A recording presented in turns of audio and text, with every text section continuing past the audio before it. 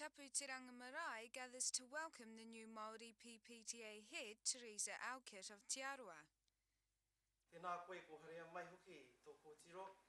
Tēnā koe ko haria mai hoki te taonga nei ara ki wharenui I tēnei rōpu e kia nei ko te wehenga rua. Nō reira haere mai, nau mai. E te rangitere e mihi atana ki a koe. One of Wellington's first urban marae, it is also one of the busiest. Tapu Te Ranaga is well known throughout Aotearoa. Takoto, ngā hutanga, hei pai ngā mau, mō ngā I tātou, mō ngā whakatupuranga. Nā tēnā koe, tēnā koe, tēnā koe. Warmth from the home fire is welcoming for manuhiri. Marae, Tapu Te Ranaga. Haere mai ki te kōpū tako whai.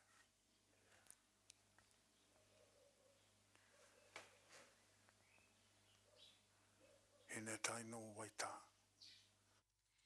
Bruce Stewart, the Kaumatua and founder of Tapu Te Ranaga, welcomes the manuhiri into his mother's womb. The occasion, I like to leave it to others. So I suppose I'm always hiding, eh? Somewhere along the way, I feel we lost the track a bit.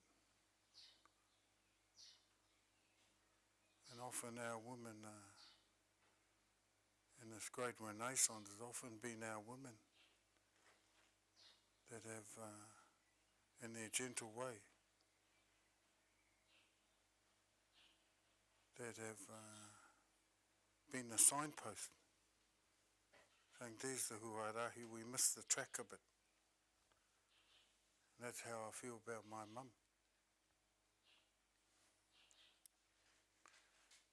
And I know you're nothing like Ken Mea. Only one Ken Mea. But I'm sure the power of the woman, eh? Some great things will happen. Nō reira, tēnā koe. Nō reira, tēnā koutou, tēnā koutou, tēnā tātou, tātou.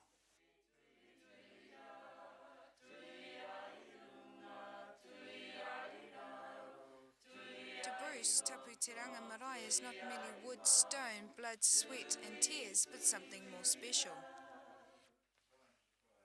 This whare is my mum. When I welcome people here, I say, haere mai ki te kōpū taku whai. Welcome to the womb of my mother. So they like that.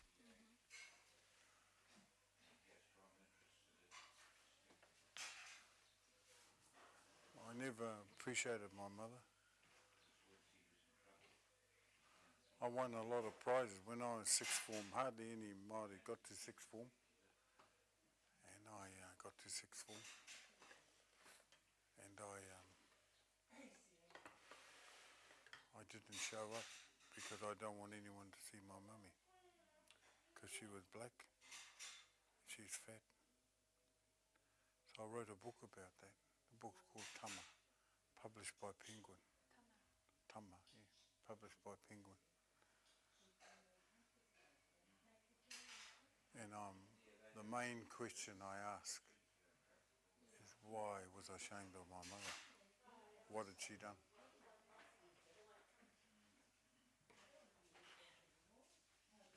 Of course, she died when I was 17.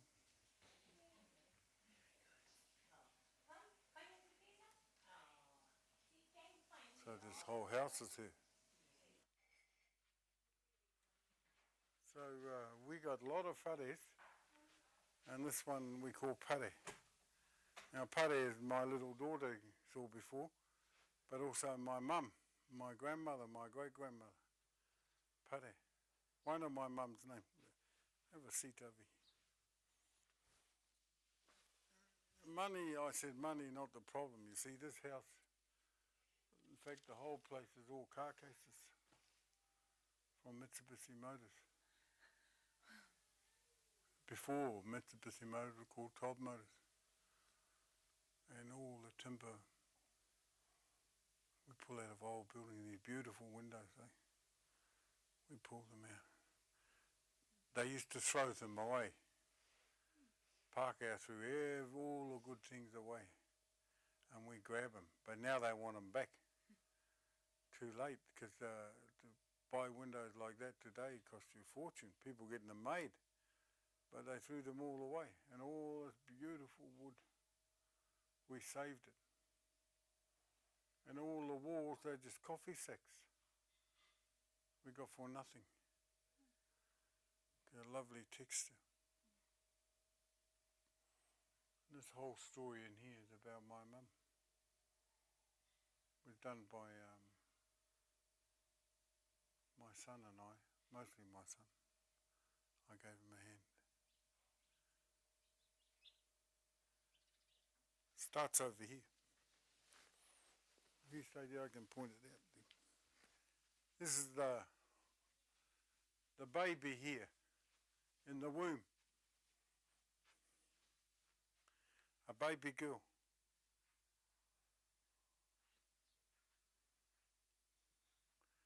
And then these are sort of the blood colours. Most of the colour is here, where the baby is born. And here's a little baby with a little pito and a little bum, and very simple in the head, like a fish. Simple. And then she grows up, this little baby girl, and she's a little girl from about 3 to 10 or 11, 12, and the whole head is like dancing, and it's flowing in a dumpy little body, but magic. The magic age. It's a pity we didn't stay little boys and little girls. Here I am 60 now, I love to be a little boy. And the beauty about having little kids is it keeps you to be little magic, and you can be like the little ones and walk, and never to lose the magic, eh? I should never lose the boy in me. And the sister made me do that. I want the magic to stay, eh? The magic child. This one here is a teenage, and she's skinny. She got one hip up a bit higher than the other one. Lots scattered in the head. Slim, long legs. That's a normal teenager. And this one here is the full woman, very strong, next to one of my tipuna.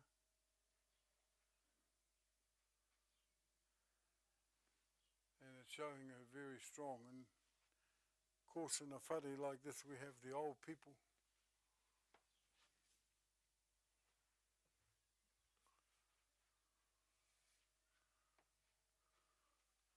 This one over here is my grandmother and grandfather. Then my grandmother there, she's pregnant with my mother.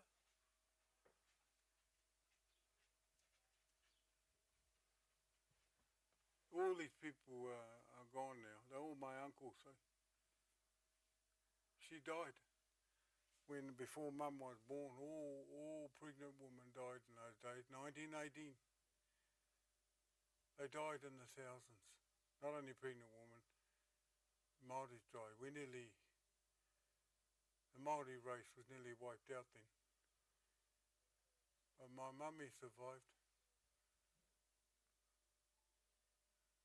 till she's 37. That's all. So that's about that. And this is the same story again, the woman. This is the fire of love in the bed. And this one here is about conception. Two heads locked together. The central figure here is always woman though. And this one here is about the protection of the child. This new child, and the child umbilical cord is connected to the mother, papa tuanuku. And here's the mind, hinengaro, coming into the mind of the child.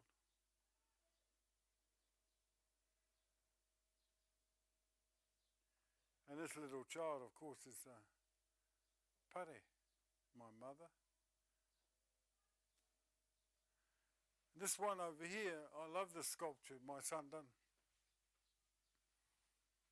It's called Te Puawai, of the woman reaching her full potential. Like a flower that, it's been growing, and then the winter, asleep, and the spring come, and the summer, voila, the full potential, the flower, eh? Which I think is the ultimate goal of the human being, is to reach your full potential. The old people had it, eh? They lost their way like every other race. But that concept is a beautiful one. What is the ultimate goal? Why are we here? And for me, it's te puawaitanga, to reach our full potential. And it has nothing to do with dollar. Nothing. Nothing to do with dollar.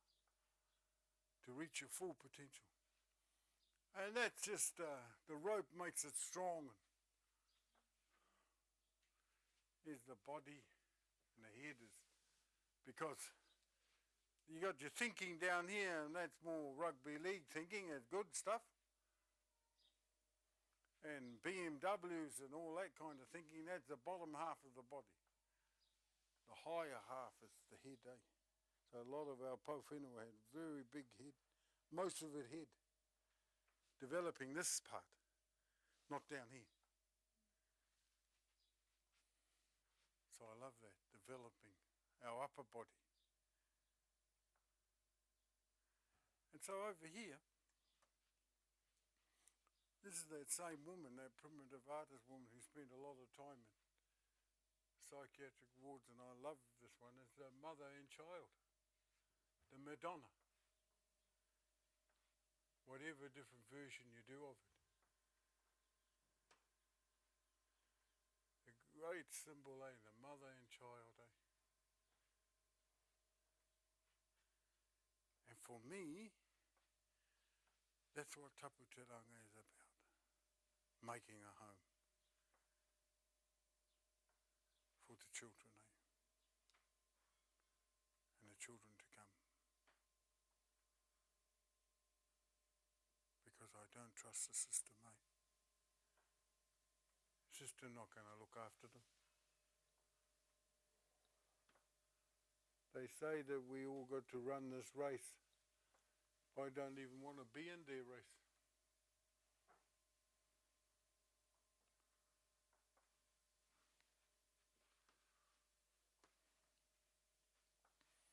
So this is Pare. There's a lovely painting over here, one couple that I like. Yeah, that's a Goldie. Yeah, they're all right. They're worth a few bob, but that's not a very valuable one. Pen and ink one was a genuine Goldie, apparently. But see this one of Fred Graham here, one of the Marae artists. So beautiful. It's all flowing. See Taranaki? Everything's flowing. And then the ploughed paddocks, te raukura, the feathers. The Māori son being eclipsed by a Pākehā. They were put in jail for ploughing those paddocks. And here's all ngā itua, the spirits, all the faces. A lot of kids have a lot of fun seeing how many faces they can see in the shadows as the night comes again. Got that gold feeling. It's sunset, eh? It's sunset more than it's sunrise, isn't it? Sort of sunset. And everything is gold, eh? I wrote something very recently, and I've got it on the wall in my house. From now on, I will live each moment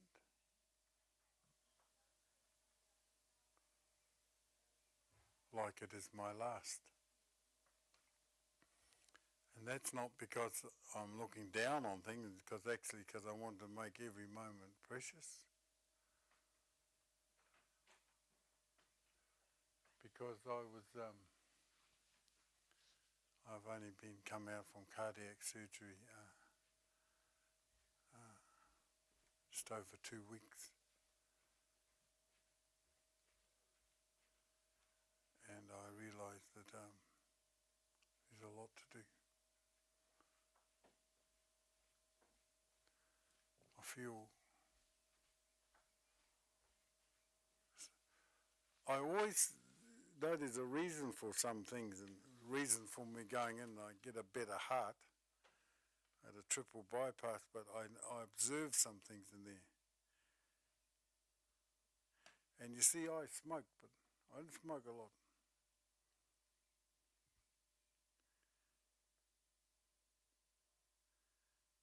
And the night before surgery, the surgeon says to me, my family, that there's a big risk factor with you. You smoke. Of course, if you tell them you smoke 10 a day, they triple it. Everyone, how many do you smoke? 10 a day? They triple it or something. How much do you drink? And I'd seen the warnings. I knew smoking wasn't good for your health. It can cause heart disease, but not me, because I'm always fit and strong. And then the physiotherapist came to me and said, because of your smoking, you've killed some part of your lung, and you're going to struggle to get enough breath in the recovery. I thought, yeah, that's all right. I'm fit and strong. I'll do it. But there I was, even with the oxygen on, all night long, trying to get enough air into my lungs, because there's a terrible feeling that you're winded, you haven't got enough air, and if you're running, it's all right, you can stop and get some air in, but if you're just sitting still, you can't stop because you're already stopped, and you just got to try and get more air in, because you're suffocating, you're winded, you can't get enough air in. Boy, I fought. I never slept 2 days, 3 days. I just concentrated on sitting up. Big breath, trying to get enough air, and so my lung would kick in. And I've only been smoking 10 years. I mean, that's too much, but I really have only been smoking 10 years. And I think of our Marae women, a lot of them smoking. That's why I'm saying this thing. I'm not trying to be holier than thou. I'm just thinking of the health thing. So, healthy. Health for me is you have a dream, but we got to look after our body. Boy, I love muesli now. And non-fat yogurt. And fruit. And fresh vegetables. I love the sun. I love life. I love the kids' laughter. I got little babies. I want to be here a long time for them. I'm no good dead to them. I'm no good at all dead. I want to be a good daddy. It's pretty tough, about 60 years old being a daddy, but I actually love it in a lot of ways. But now I'm coming right. Another couple of weeks, and I'm going to have a great summer with my babies. And I want them to take over this place. All the kids. This is their place. I just put down the foundation, eh? I never own it. I don't want to own it. I took it out of my name a long time ago. Not ownership, not dollar. That's important. What is important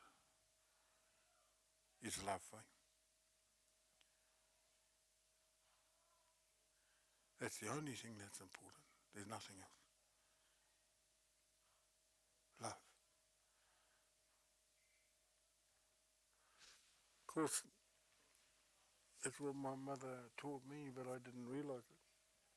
Yeah, right that. Hey, Diddy, you're on TV now.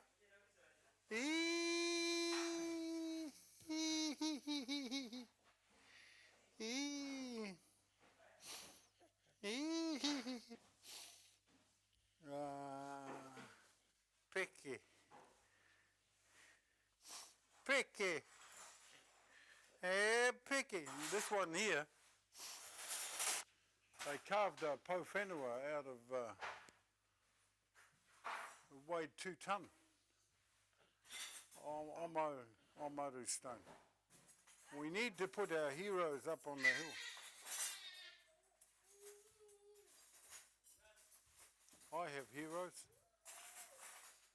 We need to follow the hero's path, eh? And I leave a little thread for us to follow.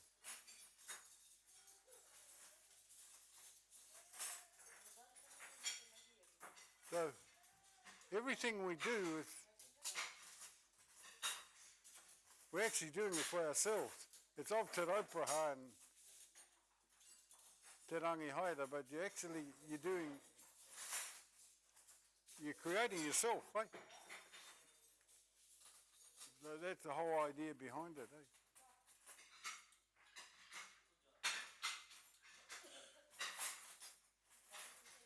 One day it'll be this one job to pull.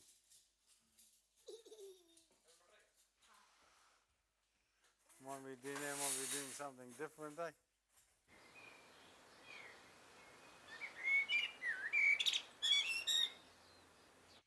Set in the hills of Island Bay, Tapu Te Ranga is 20 years in the making.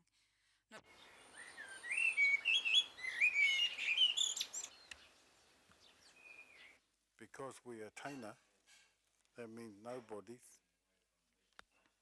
We never got any money. But we don't think we're nobodies.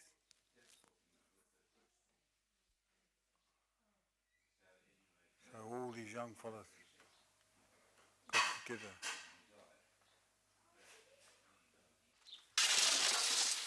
And the work still continues. Tapu Te Ranga is also a learning place for those who stay there. Those of you, who's been learning Māori language at the moment? Yeah, that's you. How are you finding it? Quite difficult. Designed from the ancestral whare, the popo shows the strength on which the foundations of Tapu Te Ranga, the sacred rising, are based on: motherhood and unity.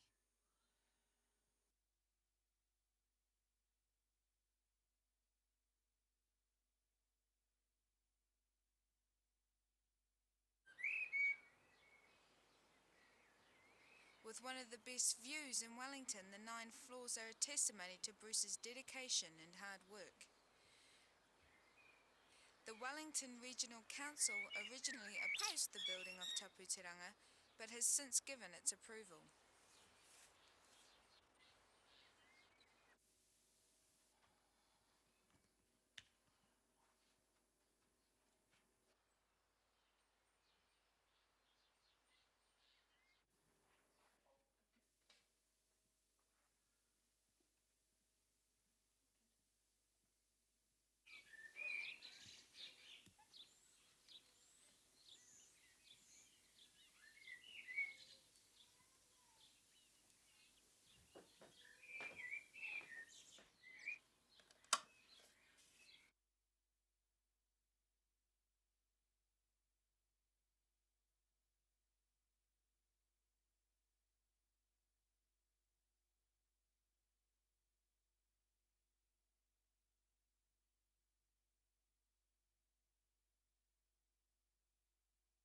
Bruce and his wife Halima have a vast garden that is the main source of income for the family.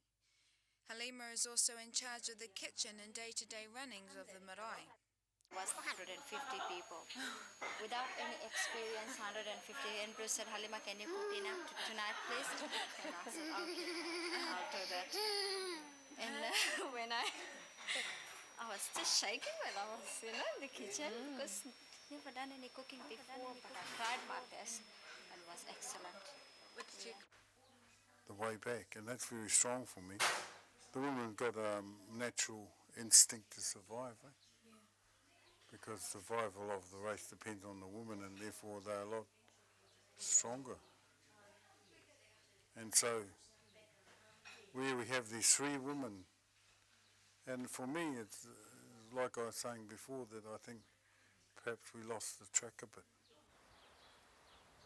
Bruce has plans for further development of his 50-acre block of land with 50 traditional whare set in the hills within a natural setting. Michelle Heron, that's interesting. Yep.